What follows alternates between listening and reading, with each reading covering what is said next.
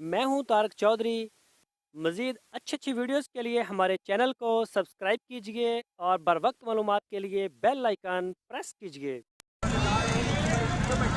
देख सकते हो अगर मेरा कैमरा दिखा सके टोटल बकरी का ही पोर्शन है।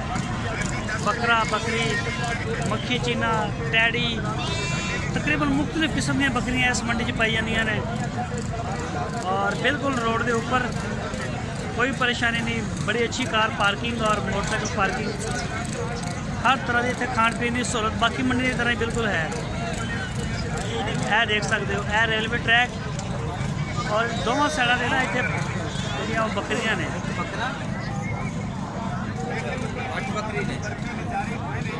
सर है बेचने ने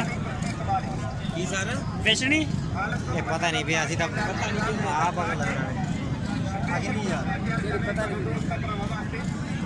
है दोस्तों यह देख सकते हो छोटे छोटे बच्चे और सर इतने मक्खी च ना काफ़ी मिल जाता माल। किहड़ी जगह तो आए ने तुसी किहड़ी जगह तो आए ने? हाँ जी अज तो भावल ना करते हो भावल ना करते हो।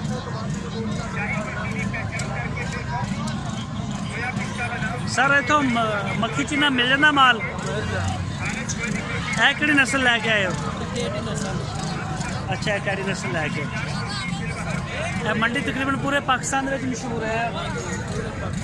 सही चलो ठीक हो। अस्सलाम वालेकुम नाम की है? अंसर अब्बास। अच्छा ये मदरसा मंडी हर हफ्ते आते तुसी? जी हर हफ्ते 12 महीने 30 दिन ही इतने आने। ये बड़ी पाकिस्तान पूरे बड़ी मशहूर मंडी है। मदरा चीने के बकरे दे वाले बकरे इतने मदरसे जी भाई आते सैर ते हो सैर ते हट। किन्ने बकरे लेके आया? मैं बकरे जी लाके आया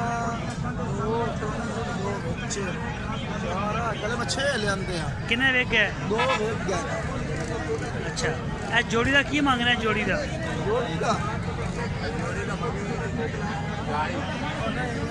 जोड़ी का मंगते पे जी खुदा तेरा भला करे 1,83,000। 1,83,000 90,000 रुपए का एक। हाँ 90,000। ਇਹਦੀ ਕਿੰਨੀ ਦੰਦ ਕਿੰਨੇ ਨੇ ਇਹਦੇ? ये जी छिगे बकरे जवान ने पूरे जवान है। और दूजा भी छिगा। दूआ ही छिगा है। पैसे बड़े मंग रहे हैं। ये बकरियां ने ला जाने नहीं बकरियां वाले ने नहीं आने तो हुण ਇਹਦਾ मतलब नहीं पैसे बड़े मंग रहे हैं। लगे किन्ने ने? लग किन्ने गए ने? जोड़ी का जी 1,30,000 लग गया। हाँ तो फिर बड़े पैसे मांग रहे हैं ना तू 1,80,000। अरे माशाल्लाह वे बच्चियां बकरे तो घरे 3-4 लाख का पे बिकता है यार वो वजन हुंदा उन्हां दा खूबसूरती हुंदी है। आड़े ना एक तो सही ना दिखा दे ये भी 2-2 मान दे दास 2-2 मन वजन हैगा बोटियां दा? 2-2 मन 2-2 ना तो 1.5 मान तो पक्का ही गोश्त कित्थे तक देने ने? कित्थे तक देने ने? 1.5 लाख की कर देगी सा 1.5 लाख तक जोड़ी 73,000 रुपए का है। उस बकरे का की मांग रहे हैं? उस बकरे का औदा हाँ हाँ औदा मगने 60 60।